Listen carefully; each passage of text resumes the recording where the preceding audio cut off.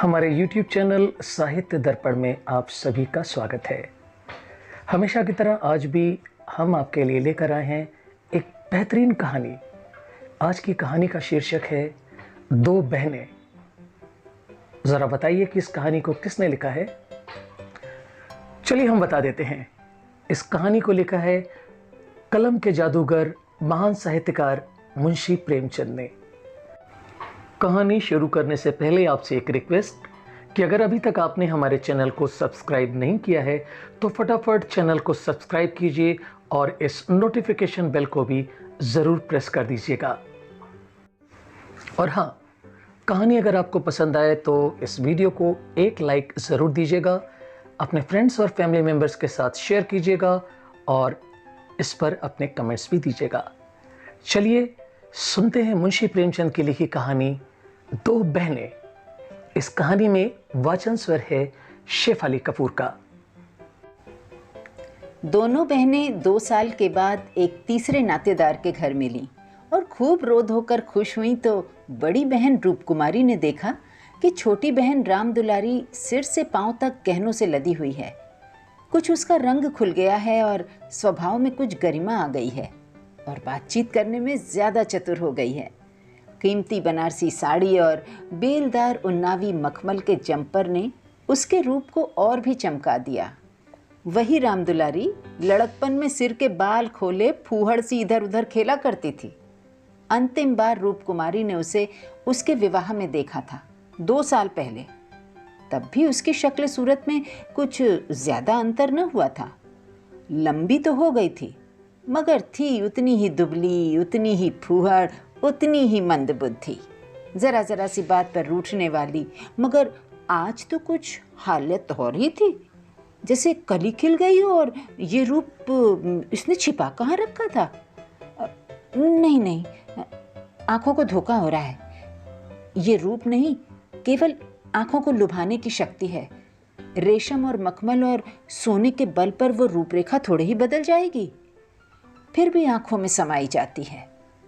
50 स्त्रियां जमा हैं मगर ये आकर्षण, ये जादू और किसी में नहीं। कहीं आईना मिलता तो वो ज़रा अपनी सूरत भी देखती। घर से चलते समय उसने आईना देखा था। अपने रूप को चमकाने के लिए जितना सान चढ़ा सकती थी उससे कुछ अधिक ही चढ़ाया था, लेकिन अब वो सूरत जैसे स्मृति से मिट गई है। उसकी धुंधली सी परछाई भर हृदय पट पर है। उसे फिर से देखने के लिए वो बेकरार हो रही है। वो अब तुलनात्मक दृष्टि से देखेगी। राम दुलारी में ये आकर्षण कहाँ से आया, इस रहस्य का पता लगाएगी। यूं उसके पास मेकअप की सामग्रियों के साथ छोटा सा आईना भी है, लेकिन भीड़ भाड़ में वो आईना देखने या बनाव सिंगार की आदी नहीं है। ये औरतें दिल में न जाने क्या समझें, मगर यहाँ कोई आईना तो होगा ही। ड्राइंग रूम में ज़रूर ही होगा। वो उठकर ड्राइंग रूम में गई और कद्दे आदम शीशे में अपनी सूरत देखी। वहाँ इस वक्त और कोई न था। मर्द बाहर सहन में थे, औरतें गाने बजाने में लगी हुई थीं। उसने आलोचनात्मक दृष्टि से एक एक अंग को, अंगों के एक एक विन्यास को देखा। उसका अंग विन्यास, उसकी मुख छवि निष्कलंक है, मगर वो ताजगी, वो मादकता, वो माधुर्य नहीं है। हाँ, नहीं है। वो अपने को धोखे में नहीं डाल सकती। कारण क्या है?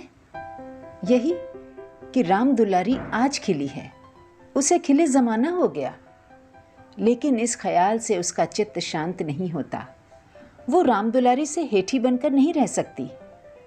ये पुरुष भी कितने गावदी होते हैं, किसी में भी सच्चे सौंदर्य की परख नहीं।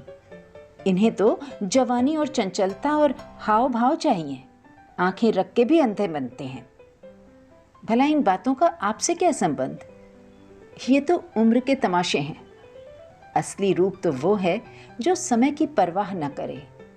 उसके कपड़ों में राम दुलारी को खड़ा कर दो, फिर देखो ये सारा जादू कहाँ उड़ जाता है।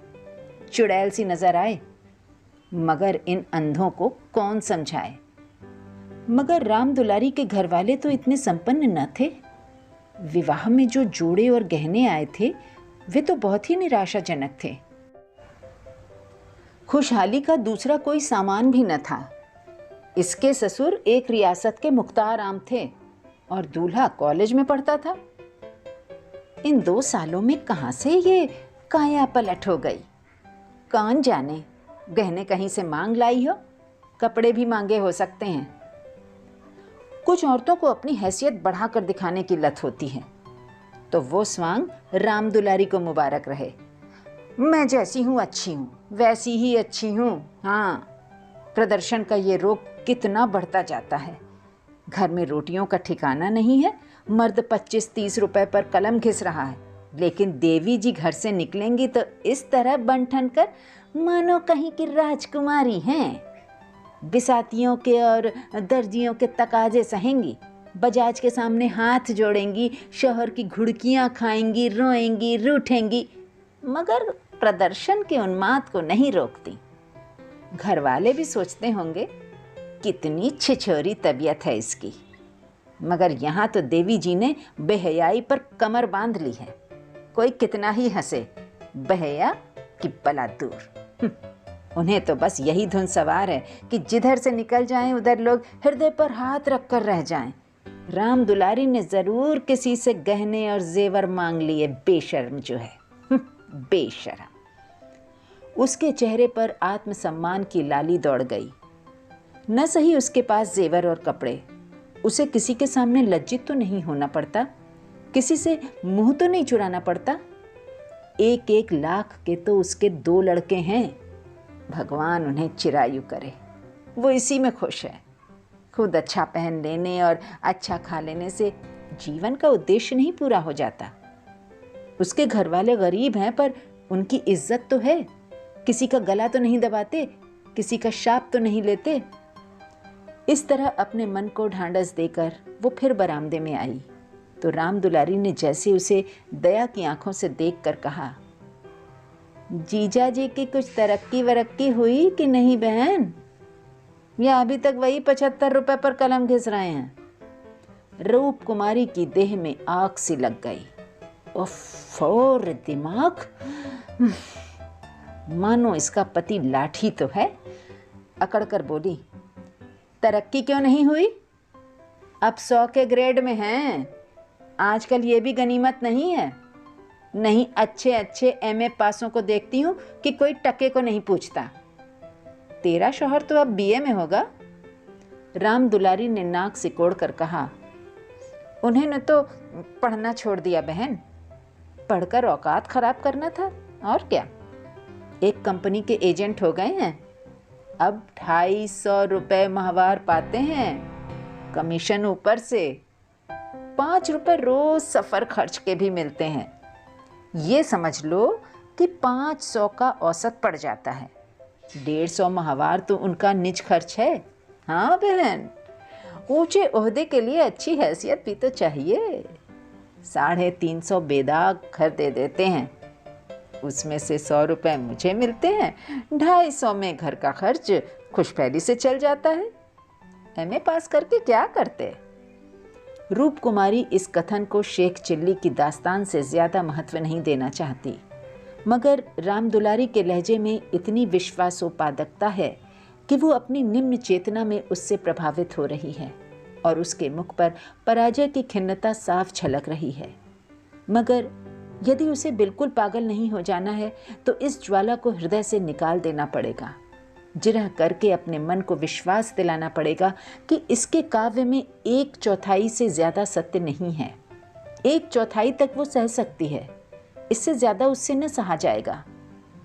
इसके साथ ही उसके दिल में धड़कन भी है कि कहीं ये कथा सत्य निकली तो वो राम दुलारी को कैसे मुंह दिखाएगी। उसे भय है कि कहीं उसकी आंखों से आंसू न निकल पड़े। कहाँ 75 और कहाँ 500। इतनी बड़ी रकम आत्मा की हत्या करके भी क्यों न मिले, फिर भी रूप कुमारी के लिए असह्य है। आत्मा का मूल्य अधिक से अधिक 100 रुपए हो सकता है, 500 किसी हालत में भी नहीं। उसने परिहास के भाव से पूछा, जब एजेंटी में इतना वेतन और भत्ता मिलता है तो ये सारे कॉलेज बंद क्यों नहीं हो जाते? हजारों लड़के क्यों अपनी जिंदगी खराब करते हैं? राम दुलारी बहन के खिसियानेपन का आनंद उठाती हुई बोली, बहन, तुम यहाँ भूल कर रही हो।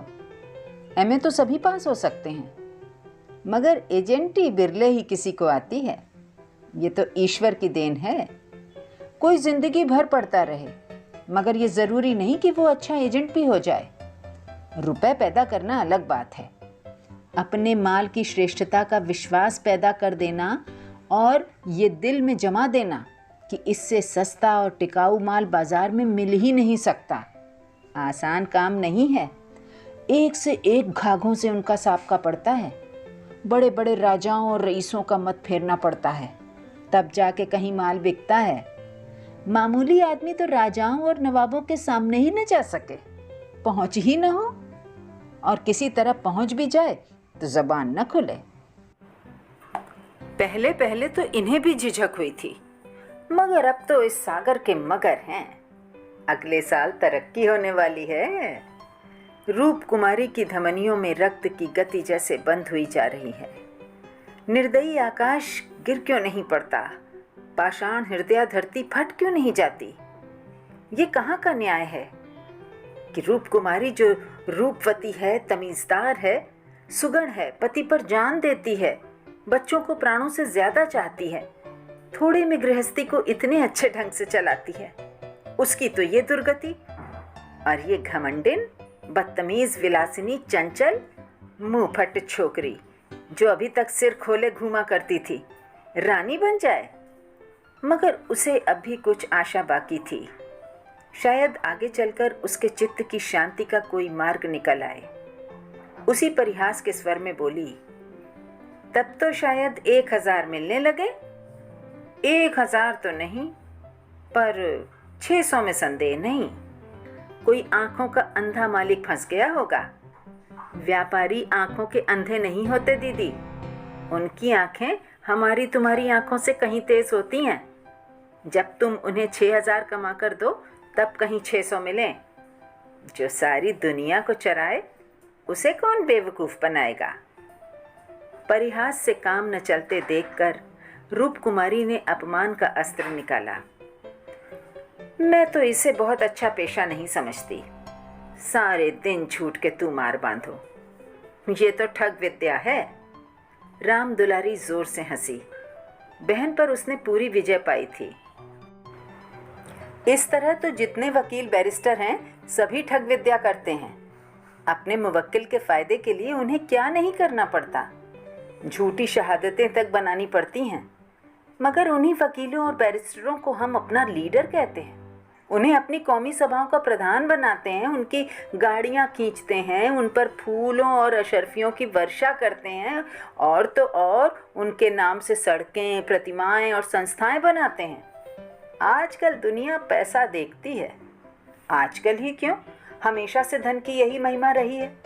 पैसे कैसे आए ये कोई नहीं देखता। जो पैसे वाला है उसी की पूजा होती है। जो अभागे हैं, अयोग्य हैं या भीरू हैं, वे आत्मा और सदाचार की दुहाई देकर अपने आंसू पोंछते हैं। नहीं, आत्मा और सदाचार को कौन पूछता है। रूप कुमारी खामोश हो गई। अब उसे ये सत्य उसकी सारी वेदनाओं के साथ स्वीकार करना पड़ेगा कि राम दुलारी सबसे ज्यादा भाग्यवान है। इससे अब त्राण नहीं। परिहास या अनादर से वो अपनी तंगदिली का प्रमाण देने के सिवा और क्या पाएगी। उसे किसी बहाने से राम दुलारी के घर जाकर असलियत की छानबीन करनी पड़ेगी। अगर राम दुलारी वास्तव में लक्ष्मी का वरदान पा गई है, तो रूप कुमारी अपनी किस्मत ठोंक कर बैठ रहेगी। समझ लेगी कि दुनिया में कहीं न्याय नहीं है, कहीं ईमानदारी की पूछ नहीं है। मगर क्या सचमुच उसे इस विचार से संतोष होगा? यहाँ कौन ईमानदार है? वही जिसे बेईमानी करने का अवसर नहीं है और न इतनी बुद्धि या मनोबल है कि वो अवसर पैदा कर ले। उसके पति 75 रुपए पाते हैं, पर क्या 10-20 रुपए और ऊपर से मिल जाएं तो वो खुश होकर न ले लेंगे। उनकी ईमानदारी और सत्यवादिता उसी समय तक है जब तक अवसर नहीं मिलता। जिस दिन मौका मिला, सारी सत्यवादिता धरी रह जाएगी। और क्या रूप कुमारी में इतना नैतिक बल है कि वो अपने पति को हराम का माल हजम करने के लिए रोक सके? रोकना तो दूर की बात, वो प्रसन्न होगी। हाँ, शायद पतिदेव की पीठ ठोकेगी। अभी उनके दफ्तर से आने के समय वो मन मारे बैठी रहती है। तब वो द्वार पर खड़ी होकर उनकी बाट जोहेगी और ज्यों ही वो घर में आएंगे ना, उनकी जेबों की तलाशी लेगी। आंगन में गाना बजाना हो रहा था। राम दुलारी उमंग के साथ गा रही थी और रूप कुमारी वहीं बरामदे में उदास बैठी हुई थी। न जाने क्यों उसके सिर में दर्द होने लगा था। कोई गाए कोई नाचे, उससे प्रयोजन नहीं। वो तो अभागिन है, रोने के लिए पैदा की गई है। 9 बजे रात को मेहमान रुखसत होने लगे। रूप कुमारी भी उठी, इक्का मंगवाने जा रही थी कि राम दुलारी ने कहा, इक्का मंगवा कर क्या करोगी बहन? मुझे लेने के लिए कार आती होगी। चलो 2-4 दिन मेरे यहाँ रहो, फिर चली जाना। मैं जीजा जी को कहला भेजूंगी, तुम्हारा इंतजार ना करें। रूप कुमारी का ये अंतिम अस्त्र भी बेकार हो गया। राम दुलारी के घर जाकर हालचाल की टोह लेने की इच्छा गायब हो गई। वो अब अपने घर जाएगी और मुंह ढांप कर पड़ी रहेगी। इन फटे हालों में क्यों किसी के घर जाए? बोली, नहीं नहीं, अभी तो मुझे फुर्सत नहीं है, बच्चे घबरा रहे होंगे, फिर कभी आऊंगी। क्या रात भर भी न ठहरोगी? नहीं। अच्छा बताओ कब आओगी? मैं सवारी भेज दूंगी। मैं खुद कहला भेजूंगी। तुम्हें याद न रहेगा, साल भर हो गया, भूल कर भी याद न किया। मैं इसी इंतजार में थी कि दीदी बुलावें तो चलूं। एक ही शहर में रहते हैं, फिर भी इतनी दूर कि साल भर गुजर जाए और मुलाकात तक न हो। रूप कुमारी इसके सिवा और क्या कहे कि घर के कामों से छुट्टी नहीं मिलती। कई बार उसने इरादा किया कि दुलारी को बुलाए, मगर अवसर ही न मिला। सहसा राम दुलारी के पति मिस्टर गुरुसेवक ने आकर बड़ी साली को सलाम किया। बिल्कुल अंग्रेजी सज धज, मुंह में चुरुट, कलाई पर सोने की घड़ी, आंखों पर सुनहरी ऐनक, जैसे कोई सिविलियन हो। चेहरे से शराफत बरस रही थी। वो इतना रूपवान और सजीला है, रूप कुमारी को अनुमान न था। कपड़े जैसे उसकी देह पर खिल रहे थे। आशीर्वाद देकर बोली, आज यहाँ ना आती तो मुझसे मुलाकात क्यों होती? गुरुसेवक हंसकर बोला, ये उल्टी शिकायत क्यों न हो? कभी आपने बुलाया और मैं न गया? मैं नहीं जानती थी कि तुम अपने को मेहमान समझते हो। वो भी तो तुम्हारा ही घर है। राम दुलारी देख रही थी कि मन में उससे ईर्ष्या रखते हुए भी वो कितनी वाणी मधुर, कितनी स्निग्ध, कितनी अनुग्रह प्रार्थनी होती जा रही है। गुरु सेवक ने उदार मन से कहा, हाँ अब मान गया भाभी साहब, बेशक मेरी गलती है। इस दृष्टि से मैंने विचार नहीं किया था, मगर आज तो मेरे घर रहिए। नहीं नहीं, आज बिल्कुल अवकाश नहीं है, फिर कभी आऊंगी, लड़के घबरा रहे होंगे। राम दुलारी बोली, मैं कितना कह के हार गई, मानती ही नहीं। दोनों बहनें कार की पिछली सीट पर बैठीं। गुरु सेवक ड्राइव करता हुआ चला। जरा देर में उसका मकान आ गया। राम दुलारी ने फिर बहन से उतरने के लिए आग्रह किया, पर वो न मानी। लड़के घबरा रहे होंगे। आखिर राम दुलारी उससे गले मिलकर अंदर चली गई। गुरु सेवक ने कार बढ़ाई। रूप कुमारी ने उड़ती हुई निगाह से राम दुलारी का मकान देखा और वह ठोस सत्य एक शलाका की भांति उसके कलेजे में चुभ गया। कुछ दूर जाकर गुरु सेवक बोला, भाभी मैंने तो अपने लिए अच्छा रास्ता निकाल लिया। अगर 2-4 साल इसी तरह काम करता रहा तो आदमी बन जाऊंगा। रूप कुमारी ने सहानुभूति के साथ कहा, राम दुलारी ने मुझे बताया था, भगवान करे जहाँ रहो खुश रहो, मगर जरा हाथ पैर संभाल के रहना। मैं मालिक की आंख बचाकर 1 पैसा भी लेना पाप समझता हूँ भाभी। दौलत का मजा तो तभी है कि ईमान सलामत रहे।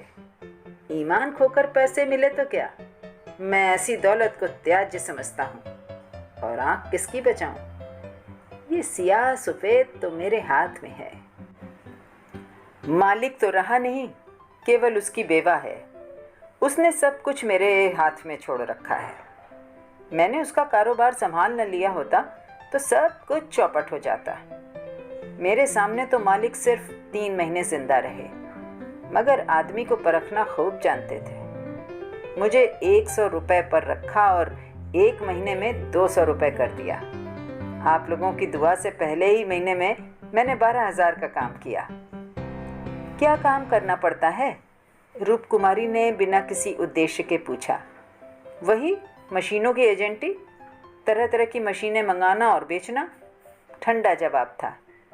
रूप कुमारी का मनहूस घर आ गया। द्वार पर एक लालटेन टिमटिमा रही थी। उसके पति उमानाथ द्वार पर टहल रहे थे, मगर रूप कुमारी ने गुरुसेवक से उतरने के लिए आग्रह नहीं किया। एक बार शिष्टाचार के नाते कहा जरूर, पर जोर नहीं दिया, और उमानाथ तो गुरुसेवक से मुखातिब भी न हुए। रूप कुमारी को वो घर अब कब्रिस्तान सा लग रहा था, जैसे फूटा हुआ भाग्य हो। न कहीं फर्श, न फर्नीचर, न गमले, 2-4 टूटी टाटी तिपाइयाँ, एक लंगड़ी मेज, 4-5 पुरानी पुरानी खाटें, बस यही उस घर की बिसात थी। आज सुबह तक रूप कुमारी इसी घर में खुश थी, लेकिन अब ये घर उसे काटे खा रहा है। लड़के अम्मा अम्मा करके दौड़े, मगर उसने दोनों को झड़क दिया। उसके सिर में दर्द है, वो किसी से न बोलेगी, कोई उसे न छेड़े। अभी घर में खाना नहीं पका। पकाता कौन? लड़कों ने तो दूध पी लिया है, किंतु उमानाथ ने कुछ नहीं खाया। इसी इंतजार में थे कि रूप कुमारी आए तो पकाए, पर रूप कुमारी के सिर में दर्द है, मजबूर होकर बाजार से पूरियां लानी पड़ेंगी। रूप कुमारी ने तिरस्कार के स्वर में कहा, तुम अब तक मेरा इंतजार क्यों करते रहे? मैंने तो खाना पकाने की नौकरी नहीं लिखाई है, और जो रात को वहीं रह जाती। आखिर तुम कोई महाराजन क्यों नहीं रख लेते? क्या जिंदगी भर मुझी से को पीसते रहोगे? उमानाथ ने उसकी तरफ आहत विस्मय की आंखों से देखा। उसके बिगड़ने का कोई कारण उनकी समझ में न आया। रूप कुमारी से उन्होंने हमेशा निरापद सहयोग पाया है। निरापद ही नहीं, सहानुभूतिपूर्ण भी। उन्होंने कई बार उससे महाराजिन रख लेने का प्रस्ताव खुद किया था, पर उसने बराबर यही जवाब दिया कि आखिर मैं बैठे बैठे क्या करूंगी? 4-5 रुपए का खर्च बढ़ाने से क्या फायदा? ये पैसे तो बच्चों के बखन में खर्च होते हैं। और आज वो इतनी निर्ममता से उलाहना दे रही है जैसे गुस्से में भरी हो। अपनी सफाई देते हुए बोले, महाराजिन रखने के लिए तो मैंने खुद तुमसे कई बार कहा, तो लाकर रख क्यों न दिया? मैं उसे निकाल देती तो कहते। हाँ, ये गलती हुई। तुमने कभी सच्चे दिल से नहीं कहा। रूप कुमारी ने और भी प्रचंड होकर कहा, तुमने केवल मेरा मन लेने के लिए कहा। मैं ऐसी भोली नहीं हूं कि तुम्हारे मन का रहस्य न समझूं। तुम्हारे दिल में भी कभी मेरे आराम का विचार नहीं आया। तुम तो खुश थे कि अच्छी लौंडी मिल गई है, एक रोटी खाती है और चुपचाप पड़ी रहती है, महज खाने और कपड़े पर। ये भी जब घर की जरूरतों से बचे। 75 रुपलियां लाकर मेरे हाथ पर रख देते हो और सारी दुनिया का खर्च। मेरा दिल ही जानता है मुझे कितनी कतरव्योत करनी पड़ती है, क्या पहनूं और क्या ओढ़ूं। तुम्हारे साथ जिंदगी खराब हो गई। संसार में ऐसे मर्द भी हैं जो स्त्री के लिए आसमान से तारे तोड़ लाते हैं। गुरु सेवक ही को देखो, दूर क्यों जाओ? तुमसे कम पढ़ा है, उम्र में तुमसे कहीं कम है, मगर 500 का महीना लाता है। और राम दुलारी को देखो, रानी बनी बैठी रहती है। तुम्हारे लिए यही 75 रुपए बहुत हैं। रान मान में ही मगन। तुम नाहक मर्द हुए, तुम्हें तो औरत होना चाहिए था। औरतों के दिल में कैसे कैसे अरमान होते हैं, मगर मैं तो तुम्हारे लिए घर की मुर्गी का बासी साग हूँ। तुम्हें तो कोई तकलीफ होती नहीं। तुम्हें तो कपड़े भी अच्छे चाहिए, खाना भी अच्छा चाहिए, क्योंकि पुरुष हो, बाहर से कमा कर लाते हो। मैं चाहे जैसे रहूं, तुम्हारी बला से। वाग बाणों का यह सिलसिला कई मिनट तक जारी रहा और उमानाथ चुपचाप सुनते रहे। अपनी जान में उन्होंने रूप कुमारी को शिकायत का कभी मौका नहीं दिया। उनका वेतन कम है, ये सत्य है, पर ये उनके बस की बात तो नहीं। वो दिल लगाकर अपना काम करते हैं, अफसरों को खुश करने की सदैव चेष्टा करते हैं। इसी साल बड़े बाबू के छोटे सुपुत्र को 6 महीने तक बिना नागा पढ़ाया, इसीलिए तो कि वो प्रसन्न रहें। अब वो और क्या करे। रूप कुमारी की खफगी का रहस्य वो समझ गए। अगर गुरुसेवक वास्तव में 500 रुपये लाता है तो बेशक वो भाग्य का बली है, लेकिन दूसरों की ऊंची पेशानी देखकर अपना माथा तो नहीं फोड़ा जाता। किसी संयोग से उसे ये अवसर मिल गया, मगर हर एक को तो ऐसे अवसर नहीं मिलते। वो इसका पता लगाएंगे कि सचमुच उसे 500 ही मिलते हैं या महज डींग है। और मान लिया कि 500 मिलते हैं, तो क्या इससे रूप कुमारी को ये हक है कि वो उनको ताने दे और उन्हें जलीकटी सुनाए? अगर इसी तरह वो भी रूप कुमारी से ज़्यादा रूपवती और सुशीला रमणी को देखकर रूप कुमारी को कोसना शुरू करें तो कैसा हो? रूप कुमारी सुंदरी है, मृदुभाषिणी है, त्यागमयी है, लेकिन उससे बढ़कर सुंदरी, मृदुभाषिणी, त्यागमयी देवियों से दुनिया खाली नहीं है। तो क्या इस कारण वो रूप कुमारी का अनादर करे? एक समय था जब उनकी नजरों में रूप कुमारी से ज्यादा रूपवती रमणी संसार में न थी, लेकिन वो उन्माद कब का शांत हो गया। भावुकता के संसार से वास्तविक जीवन में आए उन्हें एक युग बीत गया। अब तो विवाहित जीवन का उन्हें काफी अनुभव हो गया है। एक को दूसरे के गुण दोष मालूम हो गए हैं। अब तो संतोष ही में उनका जीवन सुखी रह सकता है। मगर रूप कुमारी समझदार होकर भी इतनी मोटी सी बात नहीं समझती। फिर भी उन्हें रूप कुमारी से सहानुभूति ही हुई। वो उदार प्रकृति के आदमी थे और कल्पनाशील भी। उसकी कटु बातों का कुछ जवाब न दिया, शरबत की तरह पी गए। अपनी बहन के ठाठ देखकर एक क्षण के लिए रूप कुमारी के मन में ऐसे निराशाजनक, अन्यायपूर्ण, दुखद भावों का उठना बिल्कुल स्वाभाविक है। रूप कुमारी कोई सन्यासिनी नहीं, विरागनी नहीं कि हर एक दशा में अविचलित रहे। इस तरह अपने मन को समझाकर उमानाथ ने गुरुसेवक के विषय में तहकीकात करने का संकल्प किया। 1 सप्ताह तक रूप कुमारी मानसिक अशांति की दशा में रही। बात बात पर झुंझलाती, लड़कों को डांटती, पति को कोसती, अपने नसीबों को रोती। घर का काम तो करना ही पड़ता था, लेकिन अब इस काम में उसे आनंद न आता था। बेकार सी टालती थी। घर की जिन पुरानी धुरानी चीज़ों से उसका आत्मीय संबंध सा हो गया था, जिनकी सफाई और सजावट में वो व्यस्त रहा करती थी, उनकी तरफ अब आंख उठाकर भी न देखती। घर में एक ही खिदमतगार था। उसने जब देखा बहू जी घर की तरफ से खुद लापरवाह हैं, तो उसे क्या गरज थी कि सफाई करता। जो चीज़ें जहाँ पड़ी थीं वहीं पड़ी रहती, कौन उठाकर ठिकाने से रखे। बच्चे माँ से बोलते डरते थे और उमानाथ तो उसके साए से भागते थे। जो कुछ सामने थाली में आ जाता उसे पेट में डाल लेते और दफ्तर चले जाते। दफ्तर से लौटकर दोनों बच्चों को साथ ले लेते और कहीं घूमने निकल जाते। रूप कुमारी से कुछ कहना बारूद में दिया सलाई लगाना था। हाँ, उनकी यह तहकीकात जारी थी। एक दिन उमानाथ दफ्तर से लौटे तो उनके साथ गुरु सेवक भी थे। रूप कुमारी ने आज कई दिनों के बाद परिस्थिति से सहयोग कर लिया था और इस वक्त झाड़न लिए कुर्सियां और तिपाइयां साफ कर रही थी कि गुरु सेवक ने अंदर पहुंचकर सलाम किया। रूप कुमारी दिल में कट गई। उमानाथ पर ऐसा क्रोध आया कि उसका मुंह नोच ले। इन्हें लाकर यहाँ क्यों खड़ा कर दिया? न कहना न सुनना, बस बुला लाए। उसे इस दशा में देखकर गुरु सेवक दिल में क्या कहता होगा, मगर इन्हें अक्ल आई ही कब थी। वो अपना पर्दा ढांकती फिरती है और आप उसे खोलते फिरते हैं। जरा भी लज्जा नहीं, जैसे बेहयाई का बाना पहन लिया है। बरबस उसका अपमान करते हैं। न जाने उनसे उनका क्या बिगाड़ा है। हम आशीर्वाद देकर कुशल समाचार पूछा और कुर्सी रख दी। गुरु सेवक ने बैठते हुए कहा, आज भाई साहब ने मेरी दावत की है। मैं उनकी दावत पर तो ना आता, लेकिन जब उन्होंने कहा कि तुम्हारी भाभी का कड़ा तकाजा है, तब मुझे समय निकालना पड़ा था। रूप कुमारी ने बात बनाई। घर का कलह छिपाना पड़ा। तुमसे उस दिन कुछ बातचीत न हो पाई, जी लगा हुआ था। गुरु सेवक ने कमरे के चारों तरफ नजर दौड़ाकर कहा, इस पिंजड़े में तो आप लोगों को बड़ी तकलीफ होती होगी। रूप कुमारी को ज्ञात हुआ ये युवक कितना सुरुचिहीन, कितना अरसिक है। दूसरों के मनोभावों का आदर करना जैसे जानता ही नहीं। इसे इतनी सी बात भी नहीं मालूम कि दुनिया में सभी भाग्यशाली नहीं होते। लाखों में एक ही कहीं भाग्यवान निकलता है, और उसे भाग्यवान ही क्यों कहा जाए।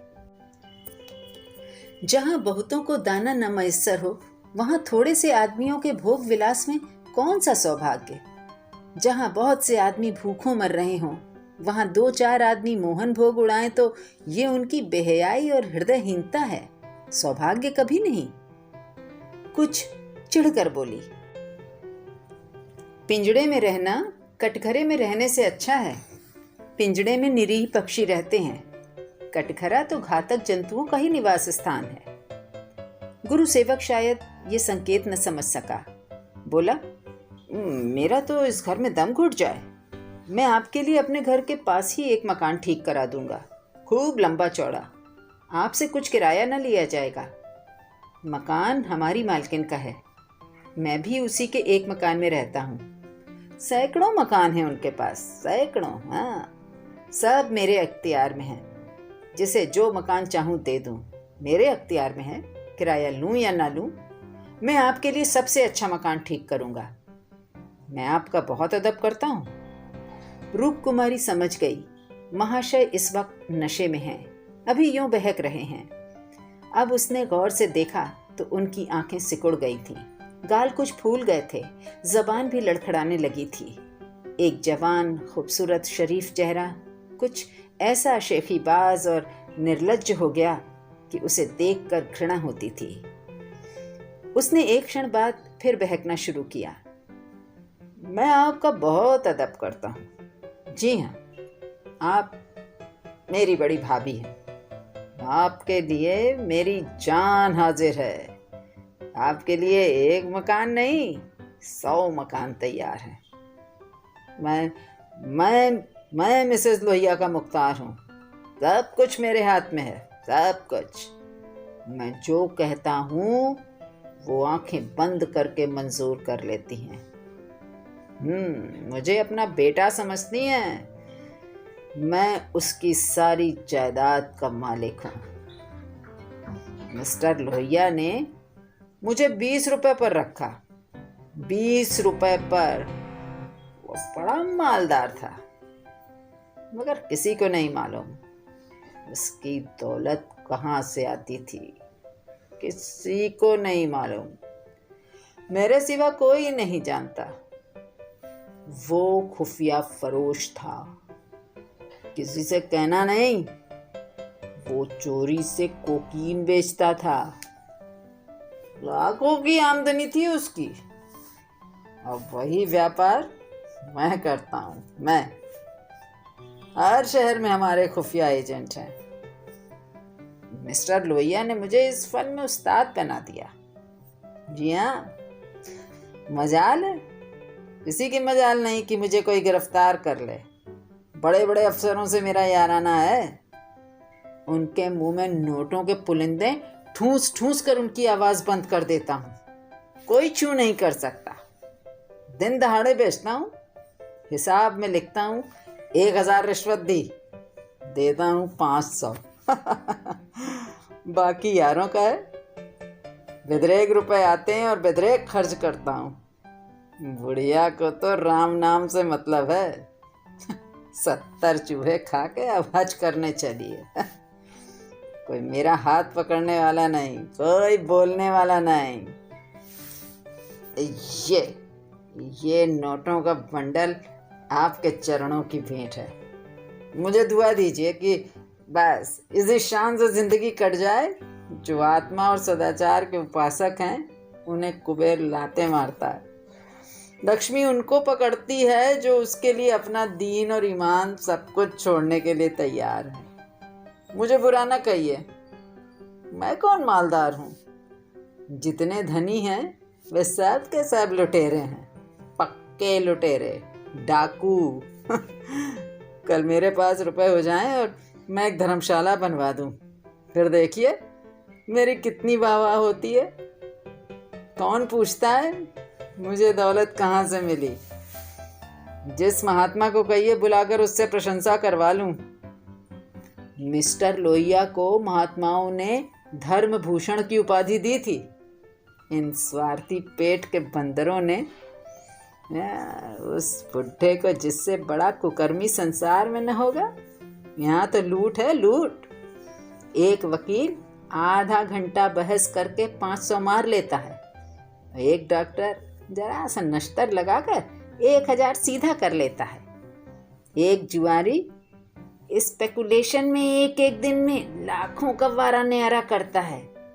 अगर उनकी आमदनी जायज़ है तो मेरी आमदनी भी जायज़ है। जी हाँ, जायज़ है। मेरी निगाह में बड़े से बड़े मालदार की भी कोई इज्जत नहीं। मैं जानता हूँ वो कितना बड़ा हथकंडेबाज है। यहाँ जो आदमी आंखों में धूल झोंक सके वही सफल है। गरीबों को लूटकर मालदार हो जाना समाज की पुरानी परिपाटी है। मैं भी वही करता हूँ जो दूसरे करते हैं। जीवन का उद्देश्य है ऐसा करना। खूब लूटूंगा, खूब ऐश करूंगा और बुढ़ापे में खूब खैरात करूंगा और एक दिन लीडर बन जाऊंगा। कहिए, गिना दूं यहाँ कितने लोग जुआ खेल खाल कर करोड़पति हो गए और कितनी औरतों का बाजार लगाकर करोड़पति हो गए। सहसा उमानाथ ने आकर कहा, मिस्टर गुरु सेवक, क्या कर रहे हो? चलो चाय पी लो, ठंडी हो रही है। गुरु सेवक ऐसा हड़बड़ा उठा मानो अपने सचेत रहने का प्रमाण देना चाहता हो, मगर पांव लड़खड़ाए और जमीन पर गिर पड़ा। फिर संभल कर उठा और झूमता झूमता ठोकरें खाता बाहर चला गया। रूप कुमारी ने आज़ादी की सांस ली। यहाँ बैठे बैठे उसे हौलदिल सा हो रहा था। कमरे की हवा जैसे कुछ भारी हो गई थी। जो प्रेरणाएं कई दिन से अच्छे अच्छे मनोहर रूप भरकर उसके मन में आ रही थीं, आज उसे उनका असली विभत्स घिनौना रूप नजर आया। जिस त्याग, सादगी और साधुता के वातावरण में अब तक उसकी जिंदगी गुजरी थी, उसमें इस तरह के दांव पे, छल कपट और पतित स्वार्थ का घुसना बिल्कुल ऐसा ही था जैसे किसी बाग में सांडों का एक झुंड घुस आए। इन दामों में वो दुनिया की सारी दौलत और सारा ऐश खरीदने को भी तैयार न हो सकती थी। नहीं, अब राम दुलारी के भाग्य से अपने भाग्य का बदला न करेगी। वो अपने हाल में खुश है। राम दुलारी पर उसे दया आई, जो भोग विलास की धुन और अमीर कहलाने के मोह में अपनी आत्मा का सर्वनाश कर रही है। मगर वो बेचारी भी क्या करे, और गुरु सेवक का भी क्या दोष है? जिस समाज में दौलत पूजती है, जहां मनुष्य का मोल उसके बैंक अकाउंट और टीम टाम से आंका जाता है, जहां पग पग पर प्रलोभनों का जाल बिछा हुआ है और समाज की कुव्यवस्था आदमी में ईर्ष्या, द्वेष, अपहरण और नीचता के भावों को उकसाती और उभारती रहती है, गुरु सेवक और राम दुलारी उस जाल में फंस जाएं, उस प्रवाह में बह जाएं तो कोई अचरज नहीं। उसी वक्त उमानाथ ने आकर कहा, गुरु सेवक यहाँ बैठा बैठा क्या बहक रहा था? मैंने तो उसे विदा कर दिया। जी डरता था कहीं पुलिस उसके पीछे न लगी हो, नहीं तो मैं भी गेहूं के साथ घुन की तरह पिस जाऊं। राम कुमारी ने क्षमा प्रार्थी नेत्रों से उन्हें देखकर जवाब दिया, वही अपने खुफिया फरोशी की डींग मार रहा था। मुझे भी मिसेस लोहिया से मिलने को कह गया। जी नहीं, आप अपनी क्लर्की कीजिए, इसी में हमारा कल्याण है। मगर क्लर्की में वो ऐश कहाँ? क्यों न साल भर की छुट्टी लेकर जरा उस दुनिया की भी सैर करूं? मुझे अब उस ऐश का मोह नहीं रहा। दिल से कहती हो? सच्चे दिल से। उमानाथ 1 मिनट तक चुप रहने के बाद फिर बोले, मैं आकर तुमसे ये वृत्तांत कहता तो तुम्हें विश्वास आता या नहीं? सच कहना। कभी नहीं। मैं तो कल्पना ही नहीं कर सकती कि अपने स्वार्थ के लिए कोई आदमी दुनिया को विष खिला सकता है। मुझे सारा हाल पुलिस के सब इंस्पेक्टर से मालूम हो गया था। मैंने उसे खूब शराब पिला दी थी कि नशे में बहकेगा जरूर और सब कुछ उगल देगा। ललचता तो तुम्हारा जी भी था। हाँ, ललचता तो था और अब भी ललच रहा, मगर ऐश करने के लिए जिस हुनर की जरूरत है वो कहाँ से लाऊंगा? ईश्वर न करे वो हुनर तुम में आए। मुझे तो उस बेचारे पर तरस आती है। मालूम नहीं खैरियत से घर पहुंच गया या नहीं। उसकी कार थी, कोई चिंता नहीं। रूप कुमारी एक क्षण जमीन की तरफ ताकती रही, फिर बोली, तुम मुझे दुलारी के घर पहुंचा दो, अभी शायद मैं उसकी कुछ मदद कर सकूं। जिस बाग की वो सैर कर रही है उसके चारों ओर निशाचर घात लगाए बैठे हैं, शायद मैं उसे बचा सकूं। उमानाथ ने देखा उसकी छवि कितनी दया पुलकित हो उठी है। दो बहनें। अभी आपने मुंशी प्रेमचंद की लिखी ये कहानी सुनी। वाचन स्वर शेफाली कपूर का था। कहानी अगर आपको पसंद आई हो तो वीडियो को एक लाइक ज़रूर दीजिएगा। हमारे चैनल साहित्य दर्पण को सब्सक्राइब कीजिए और इस नोटिफिकेशन बेल को भी प्रेस कर दीजिएगा। जी हाँ, ताकि सारे नोटिफिकेशन समय पर आप तक पहुंच सके। एक नई कहानी के साथ बहुत जल्द आपसे फिर मिलेंगे। नमस्कार।